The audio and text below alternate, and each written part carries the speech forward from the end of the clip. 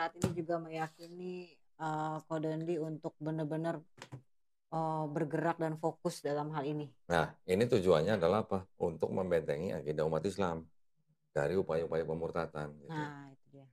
Salah satunya juga untuk misalnya menjadi menjadi cara atau warahmatullahi wabarakatuh. Alhamdulillahirrabbilalamin wassalatu wassalamu ala rasulillah. Senang sekali berjumpa di Donditan Channel dan juga channel Geraha Mu'alaf Jakarta.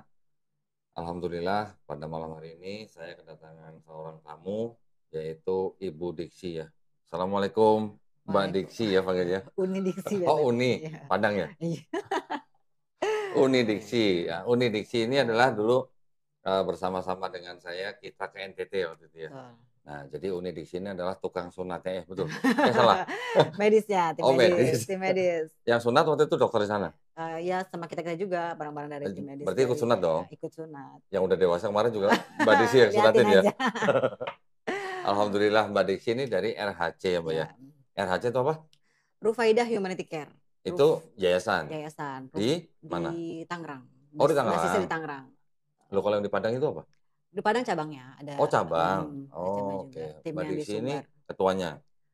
Insya Allah dapat amanah itu sampai sekarang. Ketua RHC ya. Jadi RHC tadi apa? Rufaidah Humanity Care. Humanity Care. Rufaidah itu dari nama perawat di zaman Nabi dulu. Jadi sifatnya lebih ke medis gitu ya. Medis dan keperawatan. Oke. Dan itu untuk nggak cuma buat orang Muslim aja dong berarti dong. Semua dong. Semua agama. Pokoknya kalau ada bantuan kemanusiaan, kalau atau misalnya ada bencana turun gitu ya. Turun. Alhamdulillah. Jadi Mbak Diksi ini juga pejuang dakwah ya. Nah, Mbak Diksi ini ceritanya nih datang ke sini, tadi hubungin saya katanya ada teman yang murtad. Murtad itu udah lama? Murtadnya sudah sekian tahun lah ya. Pokoknya. Terus mau diapain? Biarin aja maksud saya gitu orang murtad aja biarin kenapa? Ya saya terpanggil kok. Oh terpanggil. Saya merasa ada sesuatu yang karena memang ini teman ya gitu kan. Jadi saya merasa ada yang harus ada yang mau coba saya kelihatannya perlu ditolong. Perlu ditolong gitu. Nah, beda ceritanya ya kalau perlu ditolong ya. Tapi maksud saya gini, poin saya adalah orang mau murtad atau orang mau mualaf itu hal yang biasa. Dan itu semuanya dilindungi sama Undang-Undang Dasar 1945, Mbak. Setiap warga negara berhak untuk memeluk dan menjalankan agama dan kepercayaannya masing-masing. Jadi orang mau murtad ya biarin aja. Orang mau mualaf ya alhamdulillah gitu ya. Tapi maksud saya kalau memang Mbak Diksi tadi bilang temennya ini sepertinya perlu pertolongan, apa yang bisa dibantu gitu. Boleh cerita dikit nggak? Jadi kebetulan teman saya ini memang dia memilih murtad itu seperti karena pergaulan ya kok. Pergaulan. Kemudian benteng dari keluarga juga kurang. Gitu. Secara keimanan mungkin ilmu agama dari keluarga juga kurang dan pergaulan juga cukup bebas sehingga mungkin itu yang akhirnya membuat dia memilih untuk saat itu murtad. Karena pergaulan ya. Pergaulan. Nah terus sekarang Mbak Diksi ngelihat orang ini kelihatannya perlu ditolong karena apa? Karena saya melihat setelah sekian. Sebentar, sorry, kok nggak dikasih air sih? Aduh. Ya terus Mbak. Jadi setelah berteman dengan saya gitu kan, kemudian dia menceritakan semua masalah hidupnya gitu kan, termasuk masalah rumah tangga gitu. Oh udah menikah berarti? Udah nikah. Kemudian masalah ekonomi ya kan, kemudian masalah sosial gitu, termasuk ada sesuatu yang akhirnya saya harus bantu karena ini udah mempengaruhi psikologis dia gitu. Betul teman saya ini laki-laki gitu kan, karena kita tahu bahwa laki-laki itu kan yang paling penting kan adalah harga diri ya kok, ya nggak? Iya sih. Iya. Kalau perempuan kan kasih sayang, ya kan? Kalau laki-laki itu harga diri gitu. Nah saya melihat bahwa ini ketika teman saya ini lagi krisis harga diri nih, gitu, sehingga dia menarik diri dari lingkungan, menarik diri dari lingkungan sosial, karena merasa harga dirinya saat itu hilang gitu. Ternyata saya kaji lebih dalam karena kebetulan di RHC ada konseling kok. Kita punya konseling untuk psikologis ya, untuk kasus rumah tangga atau kasus remaja dan lain-lain. Jadi kita dampingin secara psikologis, termasuk pasien-pasien yang dalam keadaan mau menghadapi kematian, pasien-pasien kanker tuh. Oh gitu? Nah kita dampingi secara psikologis dan spiritual. Ada konseling pernikahan ya berarti? Pernikahan sih mungkin kita lebih ke mengarah kalau yang memang bermasalah ya, secara dia sudah mempengaruhi psikologis dia dari pernikahan itu.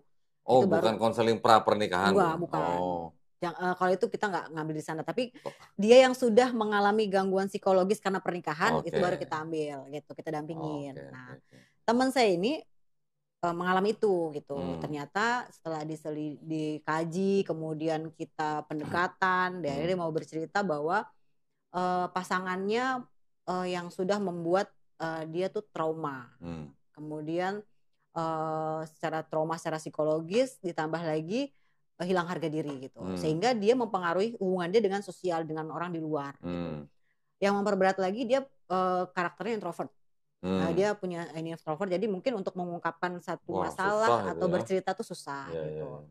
Itu. Nah, kemudian dari semua yang udah saya coba assessment sama tim juga gitu ya. Oh, ternyata kan kita mengkaji itu dari biologis itu keadaan fisik ya. Kemudian psikologis, kejiwaan ya kan. Oh, kejiwaannya memang dia menarik diri dari lingkungan, kemudian dia merasa harga dirinya hilang, kemudian trauma pasangan gitu.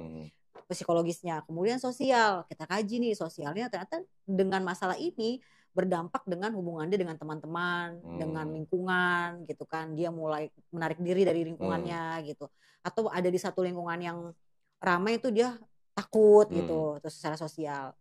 Nah yang spiritual saya belum masuk nih kok gitu. Maksudnya masalah agama? Masalah agama, karena setelah kita kaji kan memang dia agamanya karena tadi murtad tadi itu ya gitu lah. Jadi saya untuk masuk secara spiritual ini sangat hati-hati gitu, karena takutnya nanti saya masuk spiritual malah merusak yang lain nih gitu loh. Akhirnya yang tadinya dia udah nyaman bercerita sama kita karena dia punya masalah dengan tadi introvert dia itu untuk bercerita susah. Ini udah nyaman nih sama kita nih. Kita masuk sisi spiritual, dia mundur gitu kan. Apalagi dia tahu kita muslim gitu kan. Sedangkan dia murtad. Makanya saya dalam berapa kali pertemuan konseling itu saya nggak pernah bawa masalah spiritual. Pertanyaannya, itu berarti kan dia sekarang orang Kristen. Kristen. Kok bisa konseling di RHC? Itu tadi kita kan tidak melihat itu agama ya, secara agama. Kita bicara sisi kesehatan ya, kesehatan secara fisik, psikologis, sosial gitu kan. Ternyata itu yang membuat entah kalau kita bicara ini apa ya, mungkin ini jalannya kali ya. Kok dia bisa non muslim nyari kita yang jelas namanya di Rufaidah gitu kan. Rufaidah Humanity Care. Itu dia makanya. Ya kan? Kok bisa begitu? Nah, ditambah lagi tim kita semua rata-rata menutup aurat semua gitu kan ya. Jadi memang ya itulah yang membuat dia nyaman bercerita sama kita gitu. Dia orang-orang bahkan si pasangannya juga konseling sama kita. Oh gitu. Gitu. Jadi kalau pasangannya memang secara spiritual kuat ya, Kristennya gitu. Nah yang ini suami yang laki-lakinya karena dia murtad, saya melihatnya masih ada yang galau gitu loh. Dia masih belum meyakini agama dia, yang saya lihat secara belum saya kaji lebih dalam ya. Tapi saya melihat masih abu-abu nih gitu. Kemudian kan kita kan tahu nih kalau dia punya masalah kemana sih larinya. Nah, kalau kita kan muslim bisa lari ke Tuhan ya, kita minta sama Allah ya kan, kita ada sholat dengan segala macam. Saya melihat nggak ada gitu. Oh, nggak ke gereja? Nggak ada gitu, nggak ada yang misalnya nggak ada hal yang. Karena setahu saya kalau di gereja entah itu Protestan atau Katolik, mereka juga melayani konseling pernikahan. Nah itu kan harusnya mereka ke situ. Kok bisa ke RHC? Atau mungkin sebelumnya udah kenal duluan? Kenal sebelumnya? Kenal, memang awalnya kan sebenarnya teman kan. Tapi ya itu tadi, ternyata dia nyaman. Padahal kan sebenarnya dari awal dia tahu nih ini muslim gitu kan. Harusnya kan dia, nggak bisa dong kalau emang dia imannya secara agama dia kuat mungkin. Kenalnya dari mana? Dari kegiatan kemanusiaan juga? Juga sih. Oh gitu? Kita sering pernah turun bareng kegiatan. Oh, gitu. Berarti dia juga pegiat sosial. Pegiat sosial. Jadi secara personal memang saya bisa melihat orang ini baik lah ya gitu loh, dari sisi humanisnya gitu loh, terus bagaimana dia memandang satu kehidupan tuh bagaimana supaya bermanfaat. Oh tapi istrinya juga akhirnya ikut konseling itu juga merasa nyaman? Nyaman. Begitu ya? Karena menutup aurat kali ya? Jadi nyaman ya. Promosi. Ya. Jadi ya itu tadi kita kan membuka konseling untuk semua agama. Oke, jadi intinya berarti temennya Mbak Diksi ini sudah murtad, udah berapa lama? Berarti berapa ya? 10 tahun ya. Oh, hampir 10 tahun. 10 tahun. Tahun berapa? 2013 katanya. Oh, 13. Berarti udah 10 tahun ya. Terus murtadnya karena menikah aja atau karena tadi pergaulan? Ya. Berarti dia menikah setelah murtad?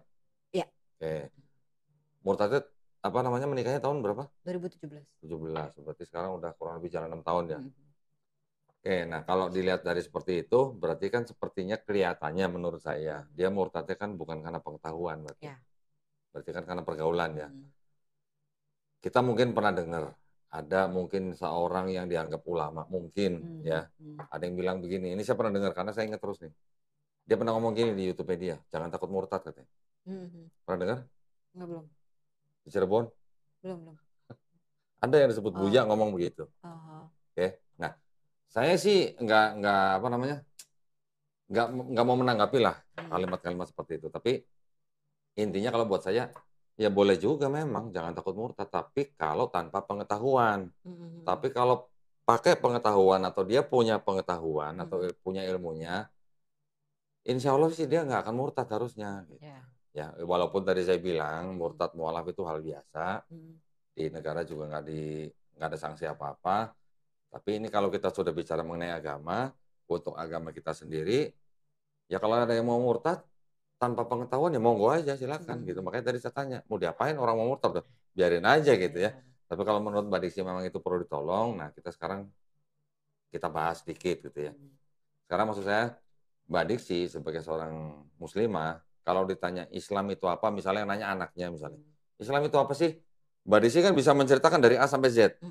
Dari mulai kelahiran Nabi Muhammad SAW, menerima wahyu, berdakwah, sampai hijrah, sampai ada menaklukkan Mekah gitu kan. Sahabat-sahabatnya juga pasti Mbak Diksi semua kenal. Akidahnya bagaimana, Mbak Diksi pasti tahu. Rukun iman, rukun Islam pasti tahu kan. Itu bisa diceritakan sebagai seorang muslimah yang tahu gambaran utuh agama yang dipeluk. Kira-kira temannya Mbak Diksi bisa nggak suruh nyeritain Kristen seperti itu? Kira-kira menurut pengamatan Mbak Diksi gitu? Ya kayak masih ragu ya saya, karena memang tadi saya belum masuk ke sisi spiritualnya ya. Ya. Saya belum tapi dari omongan dia nggak pernah ngomongin agama dia? Nggak pernah. Oh, oke. Dia ketika hari raya dia tahu nggak? Hari raya agama dia? Tahu. Kemarin sempat lupa katanya. Oh, sempat lupa. Lupa tanggal. Bukan soal lupa tanggal sih ya. Kalau lupa tanggal nggak apa-apa, tapi hari raya apa yang dia rayakan dia tahu nggak? Nggak tahu juga deh. Saya itu makanya saya belum mengkaji ke sana gitu kok. Makanya saya gimana caranya nih saya masuk ke sisi spiritual sehingga saya juga punya ilmunya gitu loh. Oke. Nah sekarang gini, kan tadi saya bilang Mbak Diksi kalau ditanya apa itu Islam, sejarahnya bagaimana, siapa nabinya, siapa Tuhannya, siapa sahabatnya, kitabnya apa gitu kan, Mbak Diksi pasti bisa jawab semua. Ya walaupun nggak ngelotok lah ya, tapi gambaran utuhnya pasti tahu. Sekarang kalau di Kristen tuh gini Mbak, Kristen itu kan adalah sebuah agama yang kalau secara akademis bersama-sama dengan Islam, Kristen, dan agama Yahudi. Pernah dengar kan agama Yahudi? Secara akademis itu dibilang agama Samawi. Atau yang disebut dengan agama Abrahamic Faith gitu. Tetapi kalau secara akidah kita nih sebagai umat Islam, secara akidah kita, agama Samawi cuma Islam. Kita berani bilang bahwa agama Islam itu agama yang benar. Bukan agama yang paling benar. Kalau kita bilang agama yang paling benar, berarti ada yang lain yang benar. Kita yang paling benar, bukan begitu. Kita Islam harus berani ngomong Islam adalah agama yang benar. Yang lain salah buat kita, di mata kita. Tapi ini dalam konteks akidah. Tapi kalau dalam konteks bernegara, negara kan mengakui setiap agama yang sudah diakui oleh negara nih. Kan kita punya 6 agama yang diakui oleh negara. Masing-masing berhak menentukan atau mengakui bahwa agamanya yang benar. Secara akidah masing-masing. Begitu juga kita, gitu kan. Nah, kalau di dalam Kristen, tadi kan saya bilang ada Yahudi, ada Kristen, ada Islam. Yahudi kita tahu, mungkin kalau kita juga sering mendengar ada Taurat, ya, ada Bani Israel, yang di dalam Quran kita sering disebut, ya, mungkin itu adalah sebagai yang disebut dengan Bani Israel, dengan bentuk seperti sekarang, yang apa istilahnya, bangsanya sudah terpencar di mana-mana, tetapi sekarang mereka sudah punya negara sendiri, yang di Israel, yang merdeka 1948, yang disebut dengan gerakan Zionisme. Tapi kan juga ada Yahudi-Yahudi yang di luar Israel, yang kelihatannya mereka mengikuti agama mereka, bahkan protes kepada negara Israel sendiri. Ada yang begitu nggak? Di Amerika banyak orang-orang Yahudi yang protes dengan kebijakan Israel terhadap orang-orang Arab Palestina. Itu masih ada. Mereka adalah Yahudi-Yahudi yang merasa mengikuti Taurat, dan mereka merasa bahwa mereka tidak perlu wajib pulang ke negara Palestina atau ke Israel. Karena mereka tahu nanti pada akhir zaman seperti apa, mereka punya keyakinan sendiri lah gitu. Nah, dari Yahudi itu kitabnya ini, Mbak. Ini kitabnya apa orang sih? Yahudi. Ini kitab semua?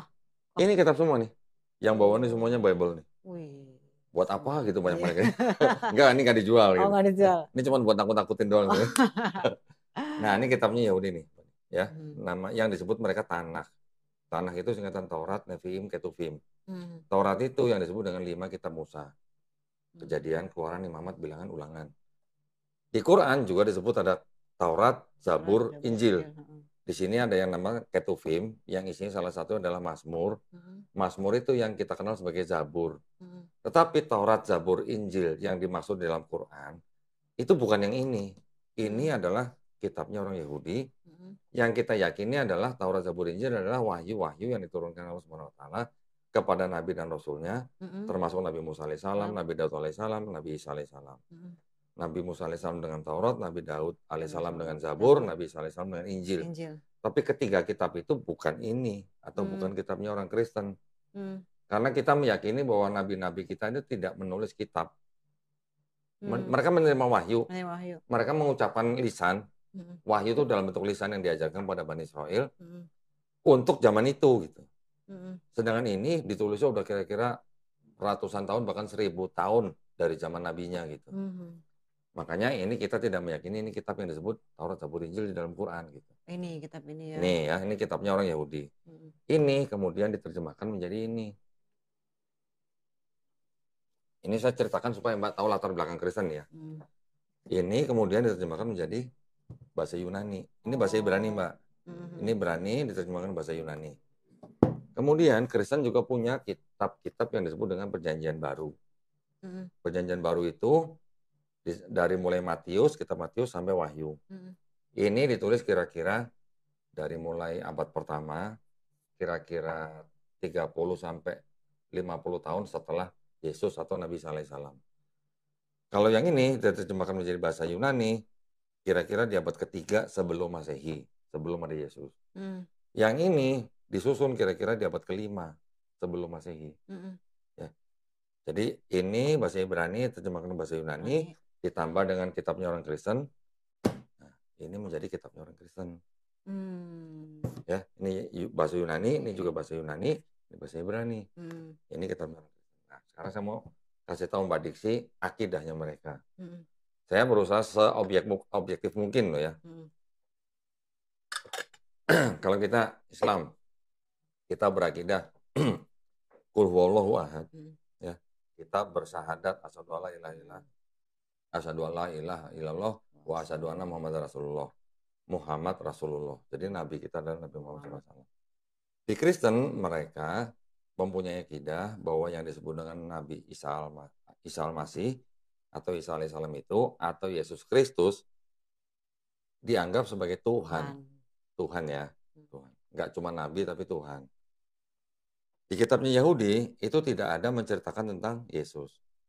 Tetapi setelah diterjemahkan menjadi bahasa Yunani, ini dikoreksi oleh orang-orang Kristen awal di abad-abad pertama, kedua, ketiga, sampai keempat, yang ditulis seolah-olah berbicara mengenai Yesus di Perjanjian Baru. Seolah-olah. Jadi, akidahnya orang Kristen adalah bahwa Yesus itu sudah dinubuatkan di kitab ini. Kitab ini menjadi Perjanjian Lama disebutnya. Yang ini Perjanjian Baru. Gitu. Jadi kitab Kristen itu ada dua bagian, ada Perjanjian Lama, Perjanjian Baru. Mereka percaya bahwa Yesus yang di Perjanjian Baru itu sudah dinubuatkan di Perjanjian Lama. Sedangkan orang Yahudi yang punya kitab ini, yang diterjemahkan ke sini, mereka bilang tidak ada nubuat untuk Yesus di Perjanjian Baru. Beda konsep nih. Beda konsep. Ya, beda agama, beda konsep. Kemudian yang di Yahudi ini, mereka juga bilang sebenarnya hampir sama dengan Islam. Kalau kita Qul huwallahu ahad, mereka bilang Adonai Eloheinu Adone Ehad. Ada Ehad, ada Ahad kita. Mirip kan? Ehad, Ahad gitu. Kalau di Kristen, mereka mempunyai akidah konsep ketuhanannya tuh yang terutama yang besar nih ya, yang paling besar kelompoknya adalah disebut kelompok Trinitarian. Trinitarian itu berarti mereka mempercayai bahwa Tuhan itu tetap Esa, tapi Esanya kesatuan. Esa tapi dalam 3 pribadi. Tuhan yang Esa tapi bermanifestasi dalam 3 pribadi, yaitu Bapa, Putra, dan Roh Kudus. Ya. Nanti ada kelompok lain yang disebut dengan Unitarian. Unitarian, mereka tidak mempercayai Yesus sebagai Tuhan. Mereka percaya Yesus itu hanya ciptaan, tapi ciptaan yang paling mulia. Bahkan lebih mulia daripada malaikat. Nanti ada kelompok lain lagi, namanya Oneness. Mereka percaya bahwa Bapa itu ya Yesus, Yesus itu ya Bapa, satu pribadi, bukan 3 pribadi. Gitu. Jadi ada 3 kelompok utama nih di Kristen. Nah, yang kita kenal kebanyakan mungkin yang Trinitarian, yang dengan Trinitas gitu ya. Nah, Trinitas itu ternyata kan kita boleh sebut bahwa Trinitas itu adalah sebagai pemikiran agama mereka. Karena Trinitas itu baru ada di abad keempat. Mungkin idenya sudah ada dari abad kedua, tetapi baru ditetapkan oleh gereja di abad keempat, di akhir abad keempat, yaitu di sebuah konsili atau muktamar. Adanya di konsili namanya Konsili Konstantinopel tahun 381 Masehi. Baru fix ada konsep Trinitas. Sebelumnya mereka mempercayai bahwa Yesus itu juga Tuhan di konsili sebelumnya, yaitu tahun 325 Masehi. Ya, konsili Nisea namanya. Yesus dianggap sebagai Tuhan. Yang 381 Roh Kudus juga dianggap sebagai Tuhan, makanya final konsep Trinitasnya. Nah, apakah sama konsep ketuhanan yang ada dalam Kristen dengan yang Yahudi? Kan beda. Beda. Yang di Yahudi mereka bilang Tuhan itu bukan manusia. Tuhan juga bukan anak manusia. Tidak mungkin Tuhan berfirman dan dia akan menjadi mengingkarinya gitu. Oh, ini ada di sini. Yang di Yahudi. Yang di Kristen mereka bilang Yesus itu Tuhan. Karena sudah dinubuatkan di Perjanjian Lama. Padahal ini berasal dari sini. Yang punya ini bilang nggak ada buat Yesus gitu. Sampai sini paham, Mbak? Paham ya. Nah, jadi kalau misalnya kita bilang kekristenan sebagai agama samawi, kan ada yang nggak nyambung nih antara ini dengan ini dan Islam, apalagi Islam. Di Islam kita tidak mempercayai bahwa Tuhan itu bisa menjadi manusia, sama seperti di Yahudi. Di Islam kita mengenal 20 sifat mustahil. Allah sifat mustahil Allah ya maksudnya ya, 20 sifat. Tetapi kan Allah juga tidak mungkin menjadi ciptaan gitu. Allah juga Maha Suci, tidak mungkin menjadi ciptaan yang tidak Maha Suci. Kita mengenal Allah Maha Kuasa, tapi juga Allah punya sifat mustahil. Kurang lebih hampir sama dengan ini. Gitu. Ada di Yahudi. Kalau yang di sini, nah ini yang penting nih Mbak, ini akidah penting nih. Di Yahudi, yang disebut dengan Tuhan Sang Pencipta, mereka biasa sebut dengan Hashem. Hashem itu kata ganti untuk nama itu gitu loh. Jadi ada sebuah nama dengan 4 huruf, yang saking sucinya mereka nggak berani sebut gitu. Mereka nggak berani ngomong sebut itu dengan 4 huruf itu. Mereka mengganti dengan Adonai atau Hashem.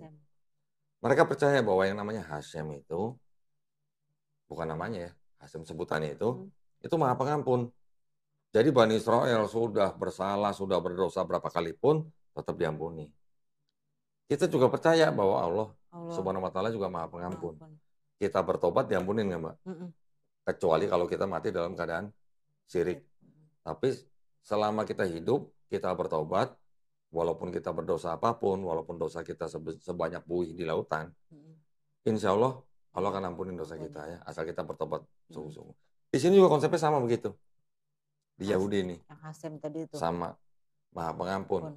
Mau dosa berapa kali pun, mau dosanya merah, istilahnya nih, mau dosa merah seperti kirmizi atau merah seperti kain kesumba, itu bisa diampunin menjadi putih seperti salju atau putih seperti bulu domba.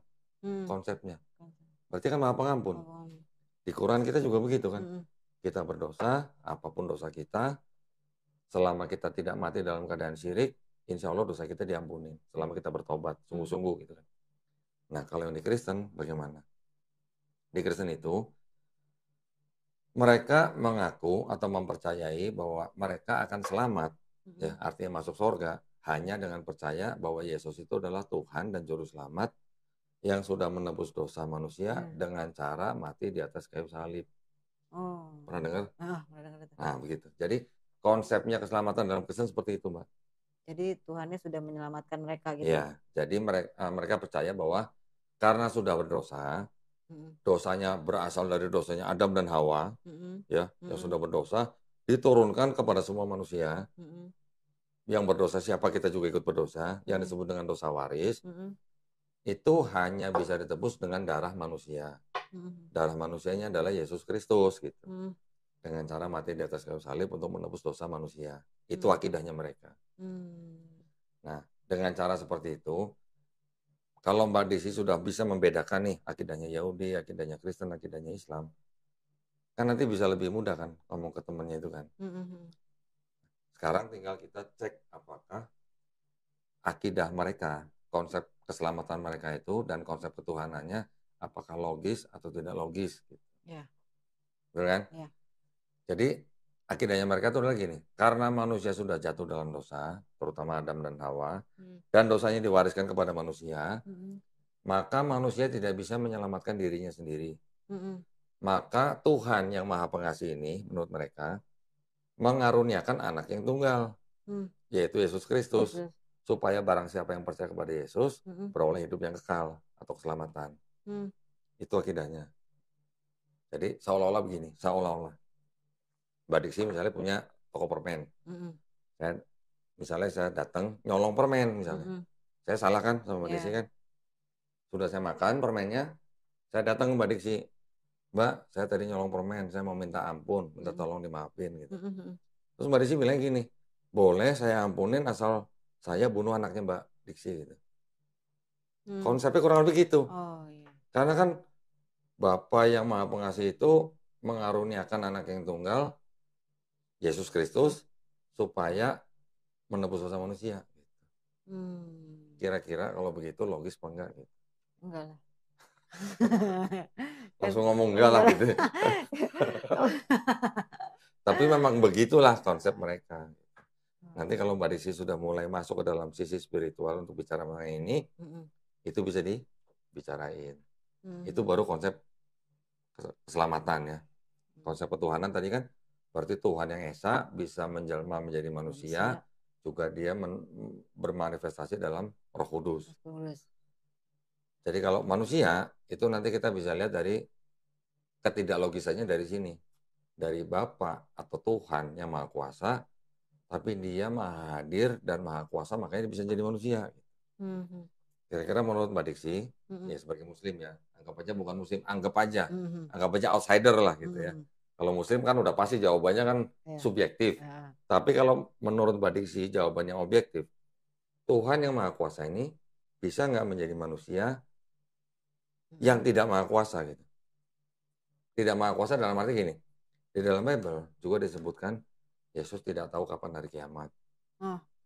Ya, Yesus tidak tahu kapan buahara musim. Ada di situ? Ada. Ya. Jadi memang kalau teman-teman Kristen akan bilang, oke, memang Yesus tidak tahu hari kiamat karena itu dari sisi kemanusiaannya.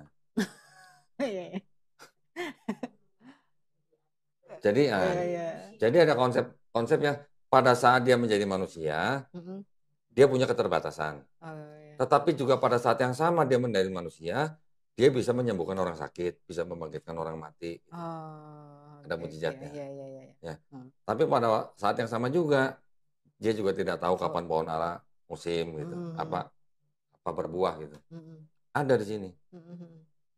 Kira-kira kalau menurut Mbak Diksi, Tuhan yang Maha Kuasa bisa nggak menjadi makhluk manusia ciptaan yang punya keterbatasan gitu?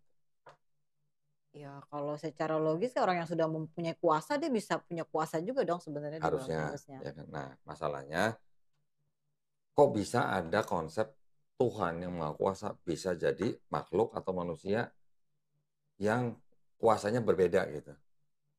Ya. Jadi kuasanya kan kalau yang Tuhan yang Maha Pencipta ini kan punya kuasa kan mungkin tidak terbatas gitu. Tetapi dia saat menjadi manusia kuasanya terbatas gitu. Kok bisa ada konsep seperti itu gitu. Konsep-konsep seperti itu sebenarnya diambil dari konsep negara apa? Pemeluk-pemeluk kepercayaan sebelumnya yang percaya pada Tuhan yang triad. Triad itu 3 tapi 1, 1 tapi 3 gitu. Contoh Trimurti misalnya. Terus di Mesir juga ada Osiris, Horus, Ra gitu. Nanti di Romawi juga ada Mitraisme, di Persia juga ada, di Babilonia juga ada, di Sumeria juga ada gitu. Bahkan di Eropa juga ada.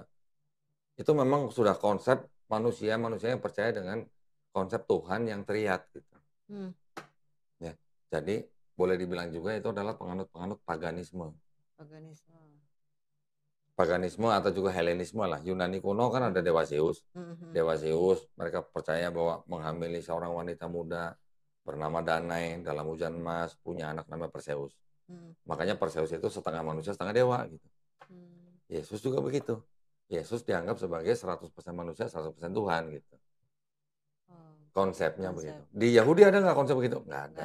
Di Islam ada nggak? Nggak ada. Cuma di Kristen yang ada konsep yang mirip dengan konsep paganisme gitu. Kalau menurut orang Yahudi, Kristen ini apa nih? Agama apa nih menurut mereka nih? Menurut agama Yahudi, mereka bilang bahwa Kristen ini disebut sebagai apa? Avodah Zarah. Avodah Zarah itu penyembah asing. Penyembah yang tidak sama dengan yang disembah oleh orang-orang Yahudi. Terus orang Yahudi bisa bilang, kalau Islam apa?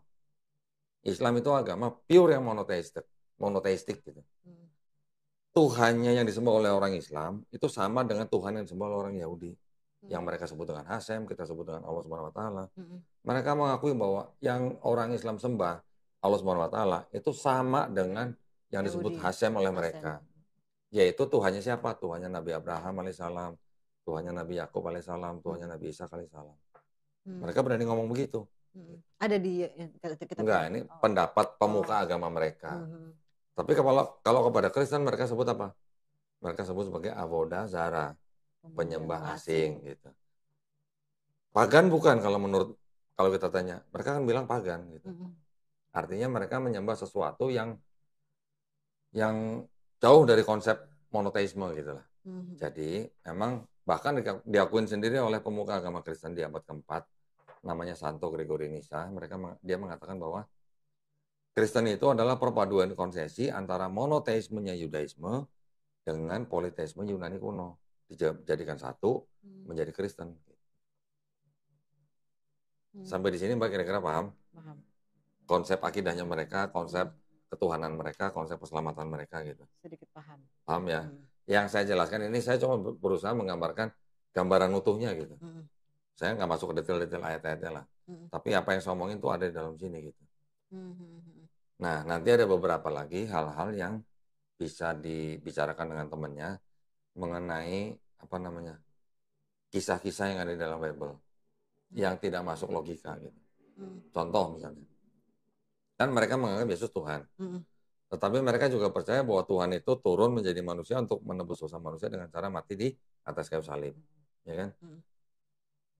Kalau Yesus Tuhan, sebelum dia turun ke bumi, dia tahu nggak dia bakal mati? Harus tahu dong. Kalau dia tahu bakal mati, itu boleh nggak tindakannya saya sebut sebagai tindakan bunuh diri? Iya. Tindakannya, bukan motivasinya. Motivasinya mungkin mengorbankan diri. Tapi tindakannya bunuh diri. Iya. Boleh nggak Mbak? Nggak boleh. Maksudnya boleh nggak saya sebut itu tindakan bunuh diri? Boleh dong. Iya. Logis nggak kira-kira? Enggak. Oke. Tetapi di dalam sini itu ada kisah-kisah seperti ini. Bahwa Yesus pada waktu mau ditangkap oleh imam-imam Yahudi pada saat itu, dia menyuruh murid-muridnya jual jubah dan beli pedang untuk berjaga-jaga, karena dia bersama murid-muridnya bersembunyi di Taman Getsemani menghindari kejaran dari imam-imam Yahudi. Walaupun akhirnya ketangkep di situ, tapi dia menyuruh muridnya jual jubah beli pedang gitu. Jual jubah beli pedang. Kira-kira pedang buat berjaga-jaga dong pasti dong. Jaga-jaga. Bukan buat motong bawang dong pasti dong. Terus pada saat ditangkap ada cerita yang agak sedikit kontradiksi gitu. Awalnya Yesus nyuruh murid jual jubah beli pedang, tapi pada saat pedang itu digunakan oleh muridnya untuk memotong kuping salah satu pembantu imam Yahudi, Yesus sendiri yang bilang, jangan kamu pakai pedang itu gitu. Kalau kamu pakai pedang, kamu akan mati oleh pedang gitu. Yesus bilang jangan kamu pakai pedang, yang pakai pedang akan mati akan pedang. tapi ini nyuruh muridnya jual jubah beli pedang gitu. Iya. Paham ya maksud saya kan? Terus kemudian pada saat di Taman Getsemani, sebelum Yesus tangkap, Yesus tuh berdoa sama Tuhannya. Yesus berdoa kepada Tuhannya. Walaupun Yesus dianggap Tuhan, Tuhan berdoa kepada Tuhannya gitu. Ya. Itu ada di situ ya, Yesus berdoa pada Tuhan ya. Ada. Tapi Yesus menyebut Tuhannya dengan sebutan Bapa, gitu ya, Bapa. Nah, Yesus sendiri bilang gini, jikalau bisa, lalukanlah cawan ini daripadaku. Cawan ini lambang bahwa penyalipan gitu. Jadi kalau diterjemahkan ke bahasa sederhananya, kira-kira Yesus nih ngomong, kalau bisa gue jangan disalib dong gitu. Ya, tapi kalimat akhirnya Yesus juga bilang, tetapi bukan kehendakku yang terjadi, tapi kehendakmu yang terjadi. Artinya kalau Yesus bilang, bukan kehendak Yesus yang terjadi, tetapi kehendak Bapa yang terjadi, kehendak Tuhannya, berarti kan ada dua kehendak yang berbeda nih. Bapaknya berkehendak dia mati di atas kayu salib, Yesusnya bilang, kalau bisa lalukanlah cawan ini daripadaku. Berarti ada dua Tuhan yang punya dua kehendak yang berbeda. Oh iya. Kan gitu kan? Iya. Betul nggak? Betul. Artinya di situ kan Yesus sebenarnya dia nggak mau disalib. Nanti orang Kristen akan bilang lagi itu sisi kemanusiaannya. Gitu. Siapa yang nggak takut disalib gitu loh ya. Tapi kan harusnya karena Yesus Tuhan kan dia tahu mau disalib. Gitu. Iya. Berarti tadi dua, ada pedang, terus dia juga berdoa supaya nggak disalib. Berarti kan ini indikasi dia rela disalib atau enggak? Kelihatannya dia rela nggak disalib? Enggak dong. Kemudian setelah dia ditangkap, dibawa ke imam besar, diadilin. Ditanya-tanya sama imam besar, ya mungkin jawabannya mungkin kurang memuaskan imam besar, Yesus ditampar sama penjaga imam besar. Yesus protes. Gue salah apa gitu? Kalau gue salah, tolong kasih tahu salahnya di mana. Kalau gue nggak salah, kenapa gue ditampar gitu istilahnya bahasanya. Padahal Yesus mengajarkan murid-muridnya, kalau ditampar pipi kanan, kasih pipi kiri. Ada di situ? Ada. Itu ayatnya ada di sini. Oh gitu. Kira-kira gimana menurut Mbak Riksi? Rela nggak berarti kalau gitu dia mau salib? Nggak rela lah. Ya karena dia protes kan? Iya dia protes. Berarti ada yang istilahnya berlawanan. Gitu. Jadi yang ditulis dengan yang dilakukan berbeda gitu kan? Ya. Terus diceritakan di sini juga, pada waktu Yesus disalib, di atas salib Yesus teriak, Eli, Eli, lama sabachthani. Bahasa Ibrani. Artinya, Allahku, Allahku, mengapa engkau meninggalkan aku? Kira-kira kalau dengan kalimat seperti itu tuh kalimat Yesus rela disalib apa enggak? Kenapa? Kalimat yang Yesus rela disalib apa enggak? Enggak. Ada memang kalimat lain, jadi dari 4 gospel itu ada cerita, ada 7 kalimat Yesus di atas kayu salib. Saya nggak ingat semua, tapi salah satunya adalah Eli, Eli, lama sabachthani. Kemudian ada bilang, kuserahkan nyawaku. Kemudian ada yang bilang, kasihlah ampunilah mereka karena mereka tidak tahu apa yang mereka perbuat. Ada kalimat-kalimat seperti itulah. Artinya kalimat-kalimat ini adalah kalimat-kalimat yang sebenarnya nggak sinkron semua. Artinya nggak bisa disatukan. Karena ada satu kalimat yang kok, mengapa kau meninggalkan aku gitu. Berarti kan nggak rela. Kalau memang dia rela disalib, kenapa harus teriak begitu kan gitu. Udah gitu, selama hidupnya di dalam Bible ini diceritakan bahwa Yesus selalu memanggil Tuhannya dengan sebutan Bapa. Tahu-tahu di atas kayu salib menyebutnya Eli, Eli gitu. Kira-kira tuh Yesus apa bukan gitu. Yang disalib gitu. Nggak pernah ada di dalam Matius sampai Yohanes, Yesus menyebut Bapa dengan sebutan Eli. Hanya pada waktu disalib dan teriak-teriak Eli, Eli gitu. Kira-kira Yesus atau bukan yang disalib gitu? Ya itu kita serahkan ke mereka lah. Karena kalau di Quran kan kita jelas. Ya. Wa ma qataluhu wa ma salabuhu. Udah, gitu kan. Berarti kalau Yesus teriak Eli, Eli, lama sabachthani, kira-kira tuh yang disalib Yesus atau bukan gitu. Itu sih hanya inilah. Tetapi dari beberapa indikasi itu, kelihatan bahwa Yesus sebenarnya tidak rela disalib. Gitu. Ya, itu akidah. Nanti Mbak boleh tanya ini ya. Yang kedua, berikutnya, yang menyalib Yesus adalah tentara Romawi. Ya. Tentara Romawi itu nyalib Yesus karena diperintahkan oleh gubernur yang bernama Pontius Pilatus. Ya. Pontius Pilatus mengadili Yesus, akhirnya dia tidak menemukan kesalahan Yesus, tapi akhirnya dia harus menyalibkan Yesus karena tuntutan imam-imam Yahudi. Imam-imam Yahudi ini bisa menangkap Yesus karena jasanya murid Yesus yang bernama Yudas Iskariot. Pernah dengar? Nggak pernah. Yudas Iskariot itu murid Yesus sendiri, tapi dia dianggap berkhianat. menyerahkan Yesus untuk ditangkap oleh imam Yahudi. Iya. Oke. Yudas Iskariot kenapa bisa menyerahkan Yesus? Karena dia dibisikin iblis. Di dalam sini ada. Pada waktu perjamuan terakhir dia dibisikin iblis untuk berkhianat. Yesus disalib, tadi kan Mbak Diksi dengar bahwa Yesus disalib untuk menebus dosa manusia. Ya.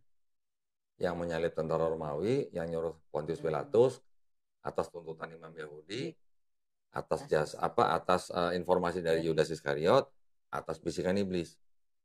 Kalau tidak ada 5 orang ini, kira-kira Yesus disalib nggak? Enggak. Berarti orang-orang ini yang membuat Yesus disalib di atas kayu salib, itu berjasa atau berdosa? Berdosa. Loh, kok berdosa? Berjasa. Berjasa dong. Kalau nggak ada 5 orang ini kan Yesus nggak disalib kan? Iya. Berarti berjasa dong. Kalau berjasa masuk surga, masuk neraka ini 5-5-nya. Surga. Termasuk iblis. Ada iblis tuh tadi loh. Justru iblis yang pertama kali membisiki Yudas. Kalau nggak ada iblis, bakal ada penyalipan nggak? Nggak ada. Berarti iblis berjasa berdosa. Ya ini pertanyaan. Ya. Kita boleh lempar pertanyaan ini ke mereka yang punya akidah seperti itu. Gitu. Kira-kira gitu. Terakhir, misalnya gini. Anggap aja Mbak Deksi ini seorang Kristen yang punya akidah bahwa Yesus sudah mati di atas kayu salib untuk menebus dosa Mbak Deksi. Anggap aja begitu penyakitnya. Terus saya tanya, kalau Mbak Deksi dikasih kesempatan bisa ngeliat Yesus pada waktu mau disalib, Mbak Deksi sebagai orang yang menganggap Yesus Tuhannya, kira-kira Mbak Deksi akan menolong Yesus supaya disalib, atau menolong Yesus supaya nggak disalib, atau lari dari situ, seperti murid-muridnya? Lari. Kalau lari berarti Mbak Deksi nggak tahu bahwa dosanya Mbak Deksi ditebus sama Yesus di atas kayu salib. Menolong supaya disalib atau menolong supaya tidak disalib? Nah, kan kalau kita menolong Yesus supaya tidak disalib, kita nggak jadi ditebus dosanya. Ya. Tapi kalau kita menolong untuk disalib, tega bener sih. Masa kita menyalibkan Tuhan kita sendiri gitu? Iya. Itu akidah. Kalau lari, berarti kita nggak tahu. Jadi apa nggak disalib? Berarti kita nggak tahu itu Yesus mati di atas kayu salib untuk menebus dosa kita. Kalau kita tahu, kenapa kita lari? Harusnya kita seneng dong lihat dong. Kan paling tidak kita nonton, ya dalam istilahnya kan, kita bersyukur bahwa dosa kita sudah ada yang nebus gitu. Tapi ini murid-muridnya di sini lari semua. Oh, lari berarti muridnya? Lari semua. Benar, berarti lari ya. Ya. Umat mereka egois dong ya, mengorbankan Tuhan. Yang ngomong dia ya, bukan kita ya. Sekarang ini juga, di dalam Bible ini juga dikisahkan bahwa pada waktu Yesus salib, ada ibunya Yesus di dekat salib itu. Ya. Ibunya Yesus, namanya Maria. Maria kalau di sini, tapi juga ada Bible yang sebut Maryam juga ada. Di film-film kalau kita nonton, Yesus lagi disalib, ada ibunya juga kan di bawahnya kan? Atau di gambar-gambar juga ada kan? Ibunya Yesus yang sedang di bawahnya salib itu, kira-kira menurut Mbak Ayu sedang menangis atau sedang tertawa? Menangis. Kenapa Bu kira-kira menangis? Kan sebelum disalib itu mereka dia dicambuk. Iya, dicambuk, disiksa gitu lah ya. Kalau nggak salah itu yang mahkota. Pakai mahkota duri, iya. Iya. Kira-kira kenapa ibunya nangis, Bu? Sedih. Anaknya disalib. Apakah Maria itu nggak tahu kalau dosanya Maria ditebus sama matinya Yesus di atas kayu salib? Itu Maria yang salah. Akidahnya gitu, Mbak. Iya. Walaupun bagaimanapun, kita tetap harus menghormati akidah orang lain, kepercayaan orang lain. Tapi itu yang tertulis di sini. Nah, itu kan bisa ditanya dengan logika-logika, seperti yang tadi pertanyaan saya. Apakah Yesus rela disalib? Apakah orang-orang yang menyalib Yesus itu berjasa atau berdosa? Apakah kalau kita bisa melihat Yesus, kita mau lari atau mau nolongin gitu? Apakah Maria yang lihat itu sedih karena dia nggak tahu dosanya ditebus gitu? Kalau dia tahu dosanya ditebus kan harusnya jangan menangis dong, Bu. Gembira dong harusnya. Tawa gitu. Kira-kira gitu, Mbak. Iya. Oke. Ya, paham ya. Itu bisa ditanyakan ke teman-teman kita yang Kristen. Jawabannya nanti mungkin bisa bervariasi lah. Ada orang Kristen yang karena logikanya jalan. Pada saat dia ditanya, kamu kalau lihat Yesus mau disalib, kamu ngapain? Saya tolong Yesus supaya nggak disalib. Pada waktu dia bilang, lah kalau kamu tolong Yesus nggak disalib, dosa kamu nggak ditebus. Oh iya, kata gitu. Kenapa bisa begitu? Karena berkontradiksi dengan logika. Logika, betul. Saya udah berapa kali orang Kristen di sini saya tanya, jawabannya begitu rata-rata. Saya tolong Yesus supaya nggak disalib gitu. Lah dosa kamu nggak ditebus. Bengong dia. Oh iya ya kata gitu. Oke. Gitu. Kira-kira gitu Mbak. Gambaran utuhnya lah. Ya. Boleh saya nanya sekarang? Boleh dong. Boleh. Ini kan tadi kan pengetahuan saya yang tentang Kristen yang memang masih minim ya. Saya bilang mungkin saya nggak paham banget gitu loh. Kalau saya balikan lagi nih, pertanyaannya gini. Ini kan orang yang tadi murtad nih, dia mengakui tadi agak dengan kitab yang ada di itu dia percaya dengan kitabnya. Kalau saya tanya lagi balik, waktu Kodondi syahadat, apa yang meyakini Kodondi? Karena saya menemukan di dalam Bible ini ternyata banyak ayat-ayat yang palsu atau tidak asli. Nah, pada saat saya hanya mendengar ada ayat yang tidak asli, saya nggak langsung percaya dong. Saya cari tahu dong. Buktinya apa? Yang bilang nggak asli siapa? Ada dai-dai lah, ya. Ada apologet Muslim lah. Contoh saya sebutkan almarhum Syekh Ahmed Didat. Karena saya dulu waktu masih Kristen saya nonton itu malah. Tidak sengaja kan video itu muncul di beranda YouTube saya gitu. Jadi penasaran saya tonton. Satu video ditonton, 2 video, 3 video sampai habis gitu. Saya tonton semua. Dr. Zakir Naik. Ya, mudah-mudahan Allah SWT merahmati mereka semuanya. Amin. Juga yang lain lah, ada macam-macam, ada Ustadz Hussein, ada Yusuf Estes, ada Noman Alikan, semua saya tonton. Kalau yang yang frontal mengatakan bahwa di dalam Bible itu ada ayat yang tidak asli atau tidak otentik, itu almarhum Syekh Ahmed Didat. Makanya saya cari tahu dari mana Syekh Ahmed Didat bisa ngomong seperti itu. Saya sebagai orang Kristen ingin membela diri dong. Paling tidak membela untuk diri saya sendiri dulu lah. Saya mau mendebat dia kan istilahnya susah gitu ya. Saya cari tahu, saya melakukan pencarian sendiri, akhirnya saya bisa menemukan bahwa terbukti. Ada sebuah Bible kayak gini Mbak. Sayang banget udah hampir rusak nih. Kemana-mana dibawa nih. Ini kitab suci apa? Masih baca? Katolik. Ini apa? Tidak untuk diperdagangkan. Oke. Ini dipersembahkan kepada umat Katolik Indonesia oleh Direktorat Jenderal Bimbingan Masyarakat Katolik Departemen Agama Republik Indonesia. Resmi nggak? Resmi dong? Resmi ya. Dulu Kodondi Katolik apa Protestan? Protestan. Ini ada sebuah ayat. Ya. 1 Yohanes pasal 5 ayat ke-7. Nah, ini ayat 7 nih. Nah, sekarang Mbak Desi yang baca sendiri deh.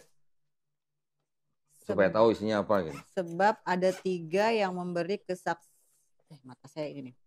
Sebab ada 3 yang memberi kesaksian di dalam sorga. Bapa, Firman, dan Roh Kudus. Dan ketiganya adalah satu. Terus sampai kata-kata di bumi. Dan ada 3 yang memberi kesaksian di bumi. Roh dan yang dari sini. Dari mulai di dalam sorga sampai kata-kata di bumi.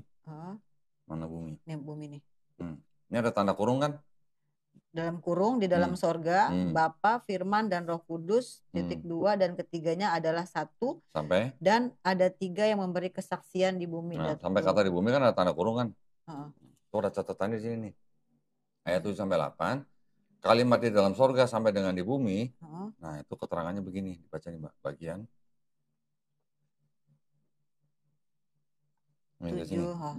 Bagian ayat ini tidak terdapat dalam naskah-naskah Yunani yang paling tua dan tidak pula dalam terjemahan-terjemahan kuno, bahkan tidak dalam naskah-naskah paling baik dari Vulgata. Terus?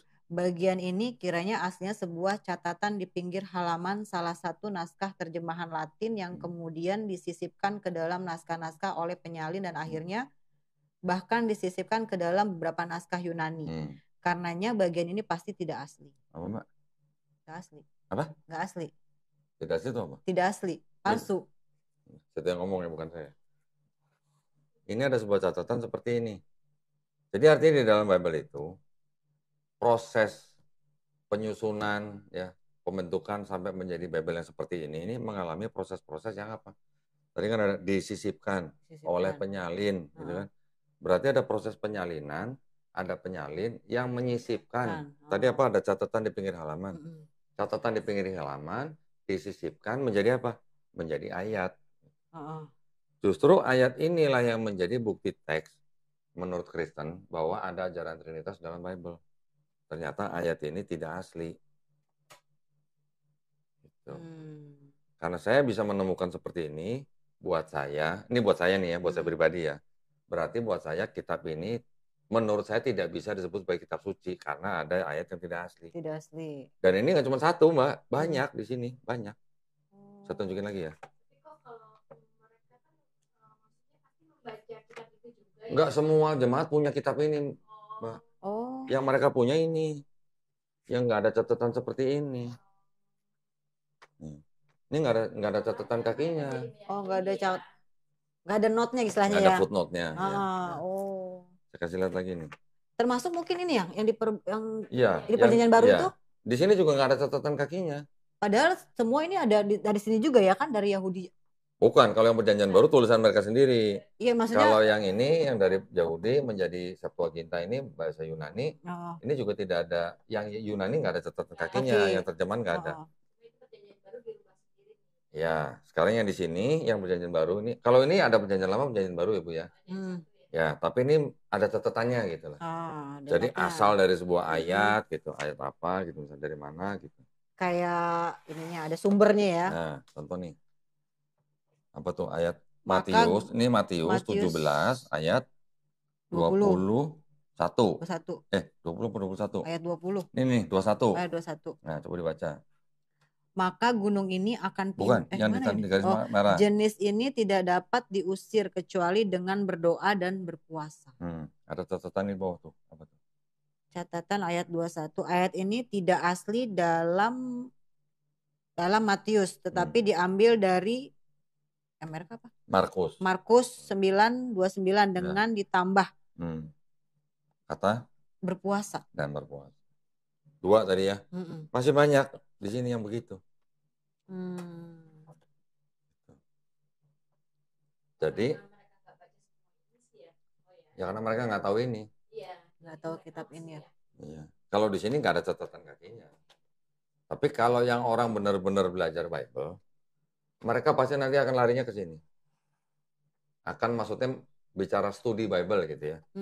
Kalau yang di bahasa Indonesia, setahu saya tidak ada catatan-catatan seperti itu. Kalau yang di bahasa Inggris itu ada catatan-catatannya, Mbak.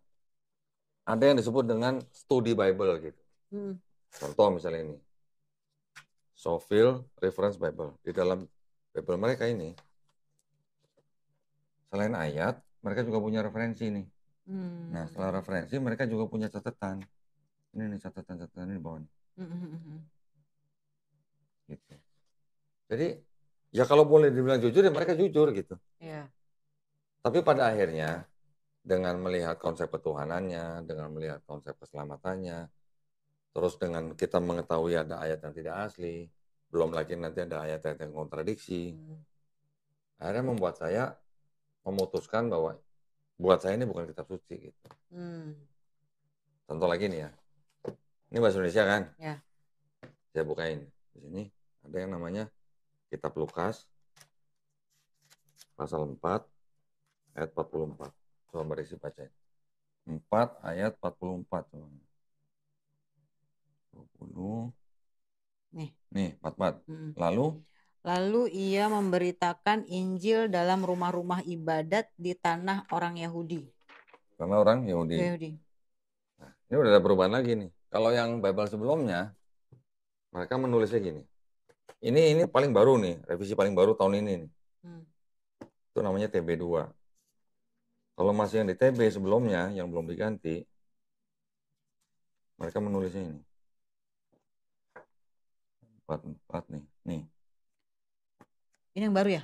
Enggak, ini yang lama ya sebelumnya? TB, ini TB. Kalau ini TB2. Dan ia memberitakan Injil dalam rumah-rumah ibadat di Yudea. Yudea. Ini Yahudi. Mungkin maksudnya sama. Tetapi kalau Yudea itu lebih mirip, lebih konotasinya itu ke area gitu. Daerah gitu. Kalau Yahudi kan bisa nama bangsa, bisa nama agama, bisa nama tempat gitu. Kalau Yudea udah pasti nama tempat gitu. Karena Israel atau Palestina tuh dulunya itu adalah kerajaan Israel yang terpecah menjadi dua, kerajaan Israel Utara dan kerajaan Israel Selatan. Yang selatan Yudea, yang atas Samaria gitu namanya. Jadi ini sebutnya apa? Yudea ya. Yudea. Oke. Ini ada bahasa Inggris.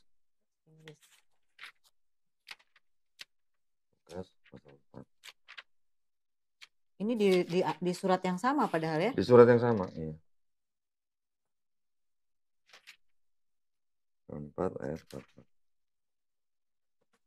Ini kitab mana? Yang Inggris? Ini namanya New King James Version. Bible versi bahasa Inggris yang paling populer. Ya. Tadi kan ini kan Lukas 4 pasal 44. Ini kan Lukas 4 pasal cari 44 tuh. And the priest and the synagogues of Galilea. Galilea tuh di Israel Utara. Yudea yang tadi di sini itu Israel Selatan. Jaraknya kira-kira 100 km. Kalau kita lihat di Google Map, jaraknya kira-kira 100 km. Yang salah yang mana gitu. Ini kan sama-sama Lukas 4 ayat 44. Iya. Ini yang dari luar ya? Inggris ini ya? Yang NKJV. Cuman ini Bible-nya namanya Scofield Reference Bible. Mau lihat yang di ini juga ada. Ini juga ada nih yang KJV. Ini Gideon ya, Holy Bible nih KJV. Sama sih sama ini. Ini kita lihat nih. Ini kayaknya orang baru nih. Masalah gini-ginian nih masih benar-benar belum pernah dengar ya. Pernah dengar. Bayu pernah dengar? Karena kan di sekolah Katolik. Oh iya. Tapi dulu waktu sekolah di Katolik dia dikasih tahu nggak ada ayat yang beda-beda begini? Oh enggak. Dikasih tahu nggak ada ayat yang perjanjian baru? Dikasih tahu nggak dulu ada ayat yang tidak asli? Oh enggak. Loh emang yang Katolik emang dikasih tahu ada ayat tidak asli? Enggak juga. Ini Bible, harusnya Bible khusus calon pastor. Oh. Ini. Jadi mereka tahu. Harusnya tahu. Tapi cuma ada dikasih tahu nggak? Enggak. 4, Lukas 4 kan? Ini 5, ini 4. Nih, coba baca. And he was preaching in the synagogues of Galilea. Nah, sama kan ini juga Galilea kan? Ini Galilea. Yang bahasa Indonesia Yudea. Yudea Galilea bedanya 100 kilo. Yang salah Yesus berceramah di Galilea atau di Yudea gitu. Enggak, saya nanya bukan yang benar, Bu, yang salah. Kan nggak mungkin dua-duanya benar kalau begini. Iya. Berarti ada satu yang salah. Saya mau tahu yang salah yang mana gitu. Yang ini beda lagi tadi di sini. Kalau kan? ini Yahudi samalah, anggap aja sama dengan yang ini iya. Yudea. Ini menurut mereka ini penyempurnaan gitu loh. Dari sini. Ini Galilea. Ini contoh kecil, Bu. Contoh kecil. Dan ratusan yang ada begini. Ratusan kontradiksi yang udah saya temuin. Oh, dari Ko Doni itu awalnya dari sini, tidak meyakini. Iya. Terus kemudian proses pencariannya? Ya belajar Quran dan Islam. Gitu. Apa yang paling Ko Doni dapetin? Di Islam. Awal pertama ketika baca nih misalnya langsung yakin di gitu. Islam, di Islamnya. Di Quran kan banyak ayat-ayat yang orang zaman sekarang baru tahu gitu. Oh, terbukti bahwa ayat-ayat dalam Quran itu membuktikan sains zaman sekarang gitu. Ya, bukan sains zaman sekarang yang membuktikan Quran loh, terbalik loh. Ya. Tapi Quran yang membuktikan sains zaman sekarang. Ada masalah apa? Gunung pasak, di dalam laut tidak ada cahaya, dua laut yang beda warna tidak bisa bersatu. Ada sungai dalam laut, ada api dalam laut. Belum lagi garis orbit matahari, garis orbit bumi. Hal-hal seperti itu, ada lagi embriologi. Hal-hal seperti itu pada zaman Nabi Muhammad SAW, bagaimana bisa ditemukan atau ditulis dalam Quran? Belum ada teleskop, belum ada mikroskop, belum ada alat diving, kan belum ada alat selam buat orang nyelam ke laut. Bagaimana? Apakah Nabi Muhammad pernah jalan-jalan ke selat yang ada laut yang bisa beda warna? Apakah Nabi Muhammad SAW pernah ke Cina ngeliat gunung yang warna-warni? Itu yang membuat saya jadi nggak mungkin ini karangan manusia gitu. Gitu loh. Bahkan seorang profesor yang namanya Profesor Kidmore, dia menulis buku, dia adalah ahli bapak embriologi dibilang. Dia menulis buku, bukunya itu dipakai di seluruh perguruan tinggi yang mempelajari embriologi. Dia sendiri bisa mengakui, dia mengatakan bahwa tidak mungkin Quran itu mengenai embriologi itu karangan Nabi Muhammad. Ini pasti berasal dari Tuhan Sang Maha Pencipta. Sampai begitu. Dia bikin konferensi persnya di Arab Saudi. Diundang oleh pemerintah Arab Saudi. Setelah pulang, apakah dia masuk Islam? Ternyata enggak. Ya enggak apa-apa, itu kan bukan hak kita kan. Hidayah kan milik Allah Subhanahu wa taala. Tapi setelah saya pelajarin, ternyata kenapa dia enggak masuk Islam? Karena orang tua dia itu adalah Kristen golongan Presbyterian. Yang mengajarkan si Profesor Kitmore ini bahwa semua agama sama gitu. Ada pernah dengar begitu kan? Sering kan? Bahkan Kiai Haji juga ada yang ngomong begitu kan, Bu? Ada yang mengatakan begitu gitu. Ayahnya si Profesor Kitmore tuh ngomongnya begitu gitu. Jadi buat dia dari kecil dia sudah beranggapan bahwa ya Tuhan itu satu, cuman orang ini yang berbeda-beda dalam beribadah kepada Tuhan yang satu itu gitu. Ya nggak apa-apa, that's fine gitu, buat kan itu kan menunjukkan bahwa hidayah itu memang milik Allah Subhanahu wa taala gitu. Belum lagi nanti cerita banyak, ada Profesor Maurice Bucaille dan sebagainya banyak. Ada seorang profesor di Thailand yang mengadakan konferensi atau seminar. Dia dengan dengan bangganya menunjukkan bahwa dia menemukan ada reseptor sakit, pain reseptor namanya, di bawah kulit, lapisan ketiga. Ya. Jadi dia bilang kalau orang yang kena luka bakar pada level tertentu yang sudah parah, yang sampai reseptor sakit di bawah kulit itu sudah rusak, dia malah tidak merasakan sakitnya. Ya, orang yang luka bakar ya, level tertentu, yang pain reseptor di bawah kulitnya sudah rusak, dia malah tidak merasakan sakitnya. Di Quran udah ditulis, orang yang dimasukkan ke dalam neraka, dia akan dibakar. Setelah itu apa? Kulitnya akan ditumbuhkan lagi. Supaya apa? Supaya ngerasain sakit. Gitu loh. Iya. Profesor dari Thailand itu setelah mendengar itu, dia masuk Islam. Ada. Banyak. Ada lagi profesor Jepang. Meneliti tentang air, macam-macam. Ya, meneliti tentang ruang angkasa, begitu juga. Sudah ada di Al-Quran. Sudah ada semua di Al-Quran. Nah, siapa kira-kira yang menurunkan ayat di Quran itu?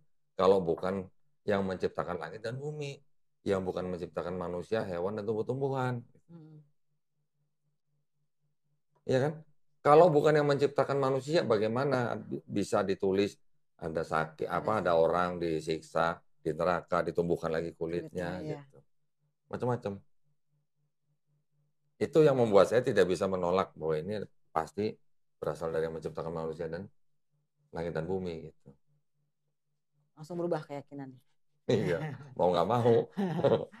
Kalau kita menolak, berarti kita membohongi diri sendiri berarti. Akhirnya gitu. Yang tadi di Injil tadi itu ada apa di kitab Kristen itu hilang semua. Pemikiran-pemikiran yang tadi Yesus yang menyelamatkan. Otomatis hilang.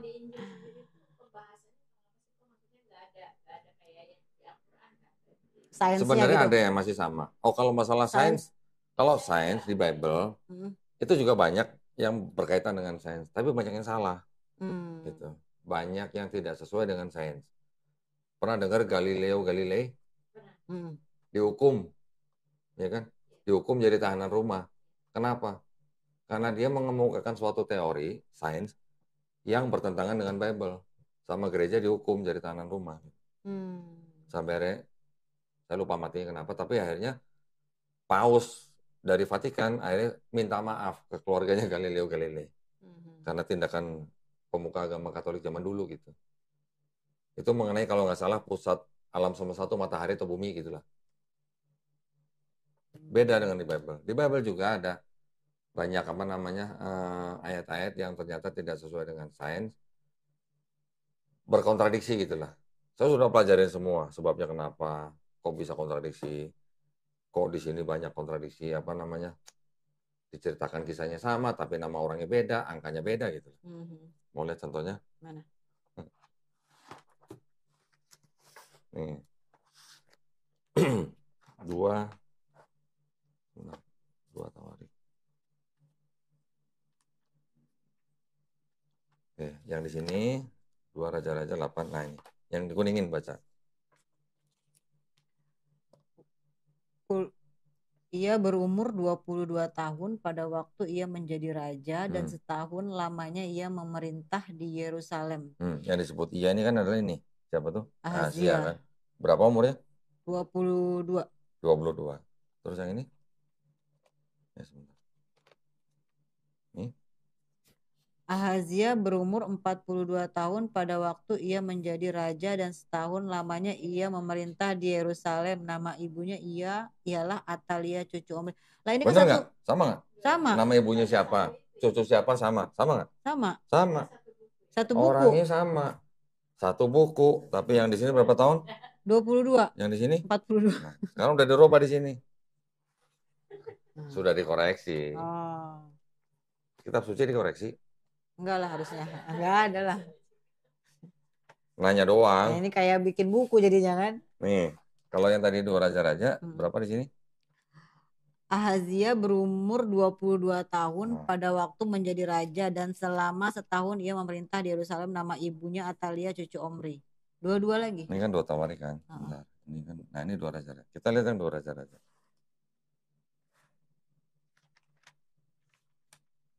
Raja 8, 2.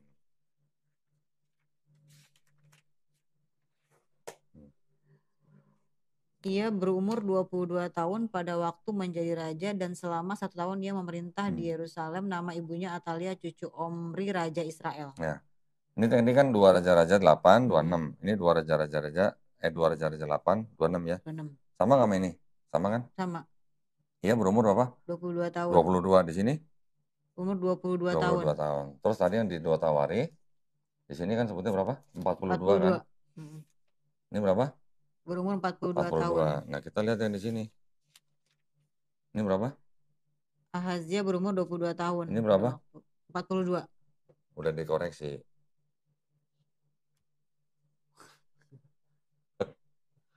Ini bedanya apa sih kok? Ini sama ini? Tadi? Ini TB. TB itu singkatan terjemahan baru.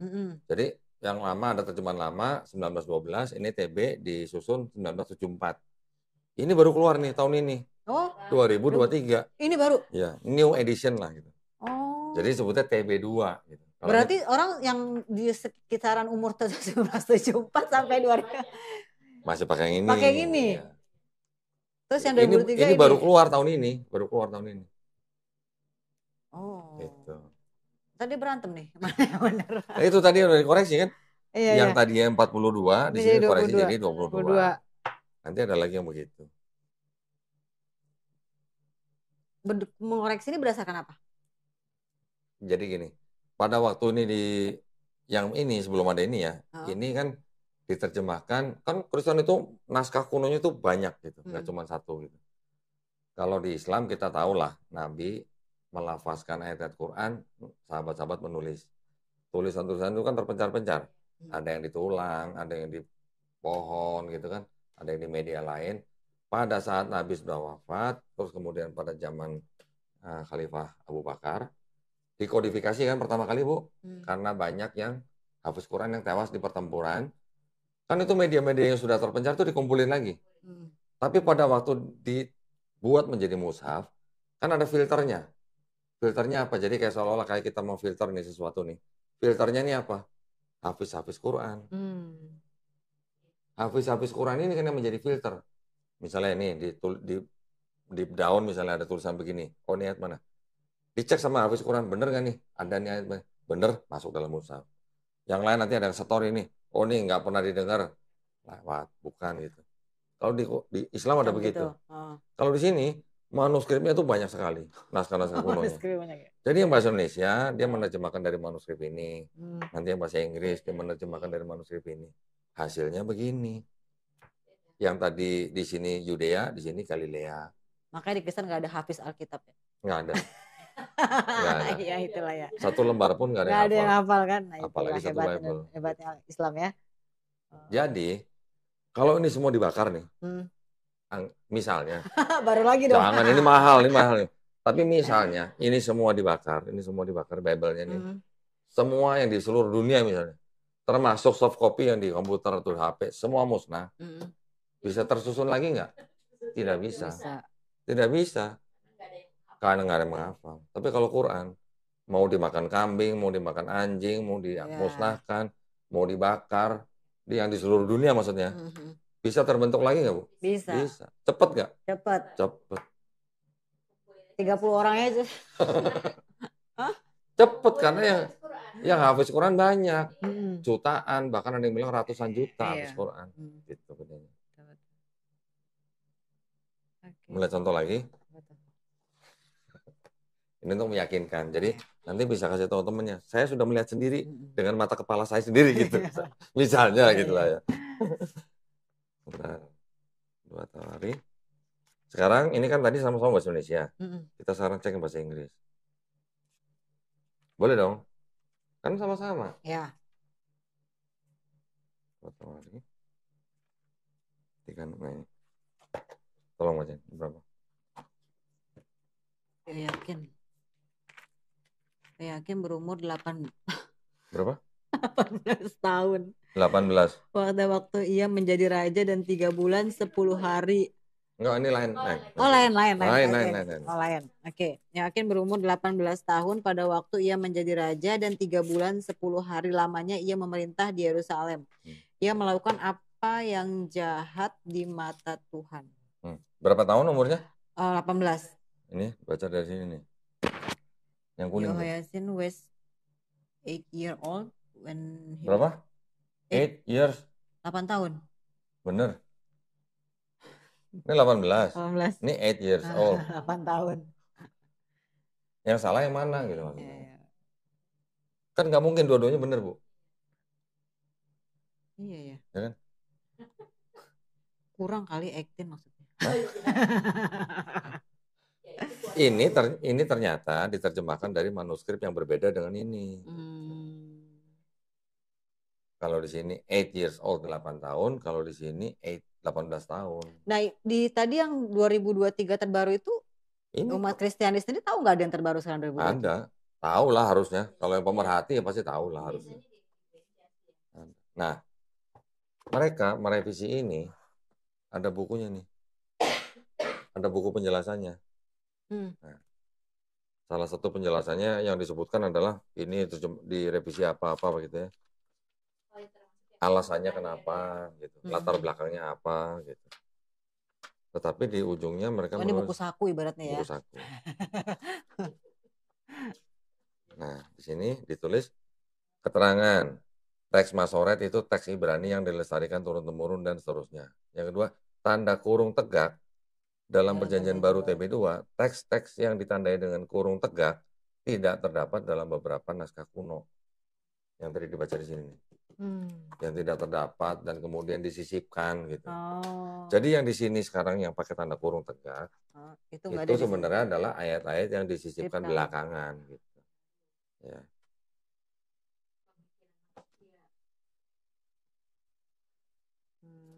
Kalau di Islam kan juga ada ya Bu ya. Islam sebagai din, juga sebagai tamadun. Din gitu ya. Islam sebagai agama juga ada yang mengikuti pemikiran agama. Nah kalau di Kristen juga begitu. Trinitas itu juga pemikiran gitu. Hasil pemikiran bapak-bapak gereja awal gitu.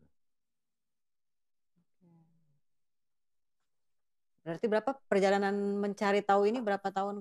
Kalau yang mendalami ini sih mungkin sekitar 2 tahunan lah. Tapi sebelumnya saya nunggu kira-kira total hampir 7 tahun. Karena saya waktu itu merhatiin muslimnya gitu.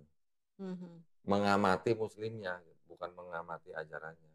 Kan setelah Kodoni tahu nih ya, terus di muslim itu kan juga banyak nih yang bertentangan ya, maksudnya kelompok-kelompok gitu kan. Menurut pemahaman ini gitu kan. Nanti ada yang nanya gini, kamu Islamnya NU apa Islam Muhammadiyah gitu kan. Kayak misalnya kata umat Kristiani juga dia aja hari rayanya aja beda-beda gitu kan. Seperti itu kan ada omongan-omongan seperti itu ya kan. Terus waktu Kodoni menyikapi itu gimana gitu dengan perbedaan-perbedaan di muslim dengan Kodoni baru masuk nih ke. Kita mau nggak mau kan harus mempelajari NU itu apa, visi misinya apa, sejarahnya bagaimana, Muhammadiyah bagaimana. Yang lain juga bagaimana. Sampai kita juga harus mengenal apa itu Syiah gitu kan. Nanti ada lagi golongan-golongan yang dianggap sesat gitu atau menyimpang gitu loh. Itu kita harus belajarin.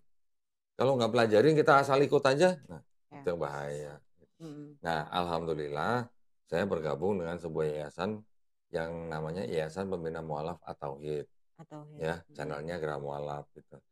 Nah, alhamdulillahnya di Yayasan Pembina Mualaf At-Tauhid ini kita tidak memandang anggotanya dari golongan mana, kita nggak lihat. Mau dari partai politik juga boleh istilahnya. Tetapi di dalam Yayasan Pembina Mualaf At-Tauhid ini diharamkan sesama muslim berdebat. Gitu ya. Apalagi yang diperdebatkan adalah sesuatu yang sudah selesai mungkin ratusan tahun yang lalu gitu. Yang sudah diselesaikan oleh ulama-ulama kita zaman dulu gitu.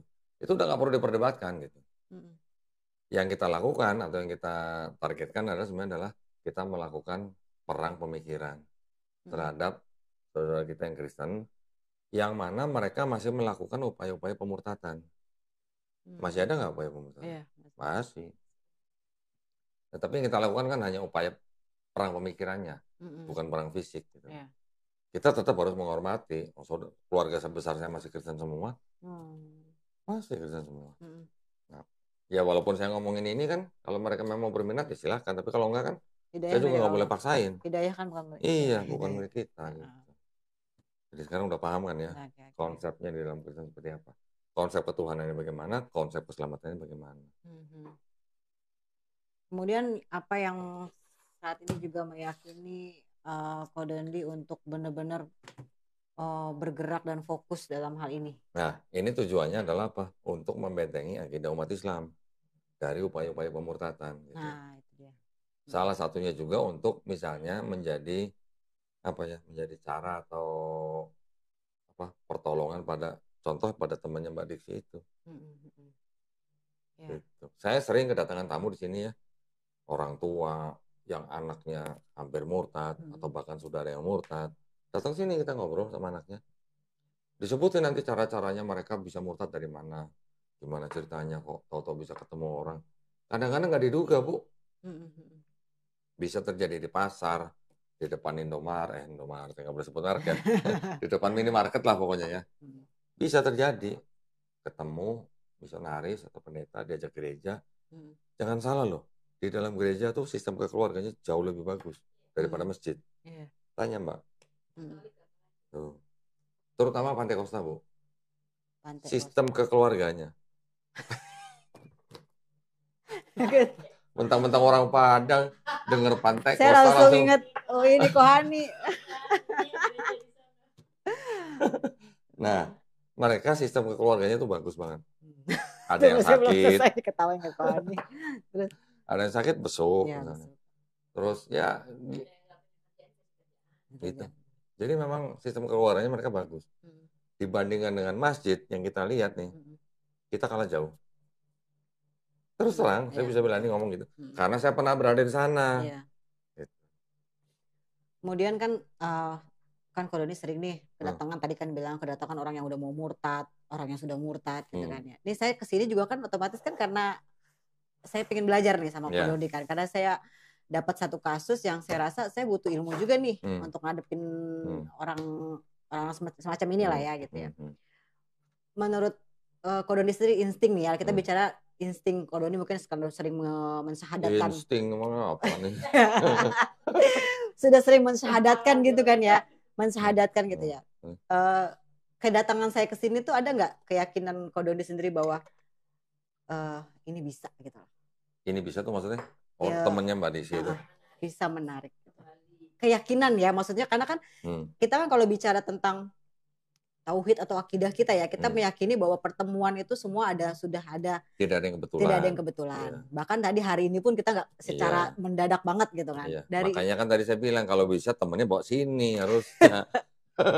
Itu nyerahin diri. Sekarang saya ngajarin Mbak Diksi, nanti Mbak Diksi ngajarin orang itu lagi. Kalau sama yang saya omongin, kalau beda. Ya, itulah makanya kan itu proses kan. Ya, tapi kan alhamdulillah sekarang zaman udah bisa direkam. Ya. Mbak Diksi nanti kalau bisa tunjukin ke temennya rekaman ini juga boleh.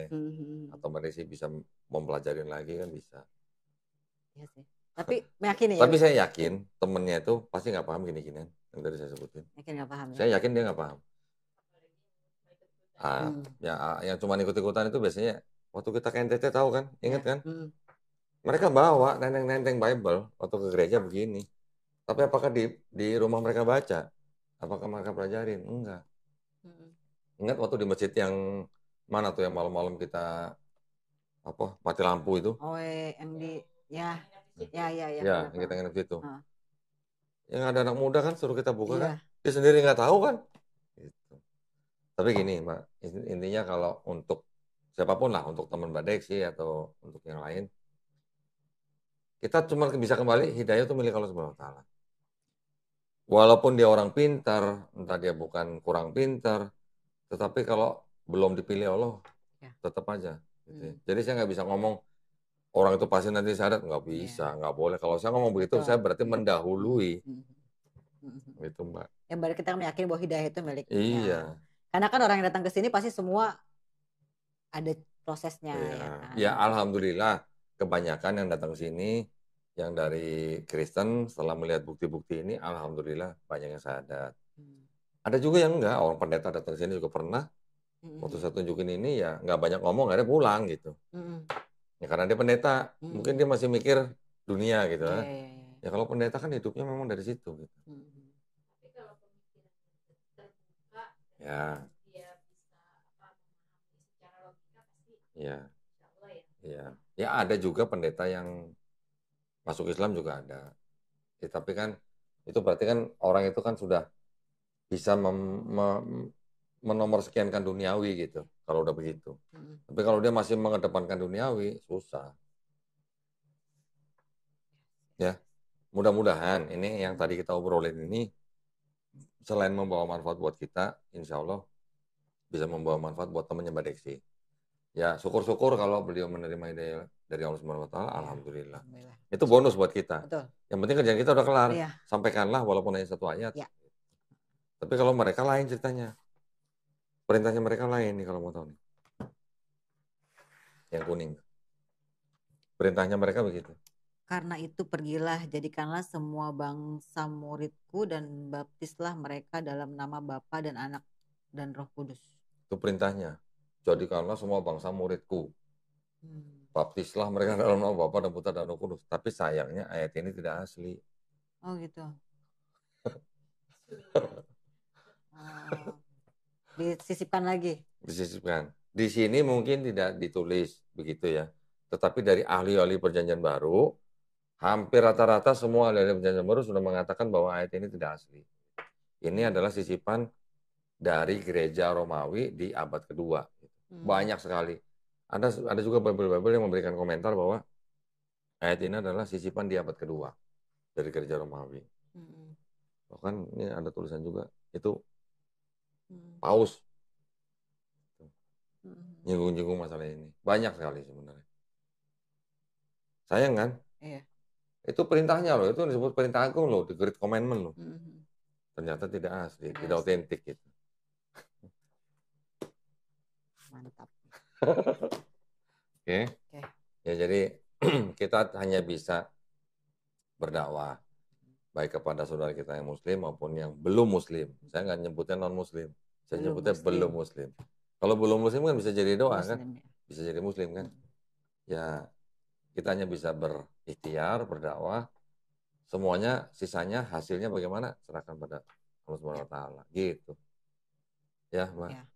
Cukup? Cukup, terima kasih. Kapan kita sunat-sunatan lagi? Secepatnya.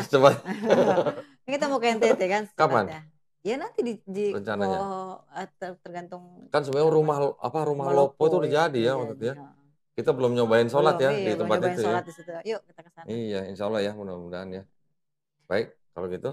Terima kasih Kak Dondi, memang ini yang saya lagi pengen cari tahu tentang ini. Udah lama banget sebenarnya. Dari kita di NTT kan saya udah bilang kan, kok kapan ketemu kok. Ya, saya bilang kapan datang kan tinggal datang. Bible-nya di sini semua tuh. Iya. Nanti selanjutnya kita bahas tentang kesehatan ya. Nah, boleh. Ya, kesehatan pasca sunat maksudnya. Kan kita sempat ngobrol tuh yang masalah di Al-Qur'an ya kan, Kak Dondi mempelajari tentang ilmu kesehatan tuh bagaimana ya kan, apalagi tadi kita bicara bahwa banyak sekarang yang mencoba untuk memurtadkan kan ya, yang menghindari di pelosok-pelosok yang nggak ngerti tentang Al-Quran atau kitab gitu kan. Ya, ingat ya waktu itu kita pas pernah ke satu tempat di NTT yang ada pondok pesantrennya, yang dari jalan itu kita turun ke bawah itu, ingat kan? Iya. Di kampung itu Masih ada misionaris-misionaris yang datang. Yang melintir-melintir ayat Quran. Ada videonya waktu itu saya dapat dari Kohani. Nah itu. Kan kita yang harus. Gimana ya? Iya. Perjuangan kita masih jauh. Masih jauh. Oh, kita berjuang lagi. Yang penting udah wisuda. Ya. Udah bebas ya. Alhamdulillah. Kalau udah wisuda udah bebas. Oke, saya tutup ya. Ya. Baik, kalau begitu buat para pemirsa juga yang ingin mendukung perjuangan dakwah kami, silakan bisa kirimkan ke BSI nomor 111889988 atas nama YPM Atawhid Jakarta. Konfirmasi bisa ke 018 9883 7007. Mbak Deksi mungkin kalau ada rekening dari RHC yang mau disampaikan boleh. Kalau apal. Kalau nggak apal sih kalau. Tapi yang Instagramnya Rufaidah Humanity Care. Nah, itu ya buat para pemirsa silakan ikuti RHC ya di Instagram ya. Baik, kalau begitu terima kasih banyak atas perhatiannya para pemirsa. Mudah-mudahan partisipasi para pemirsa diterima di sisi Allah SWT sebagai amal jariah ya. Amin ya rabbal alamin. Wabillahi taufiq wal hidayah.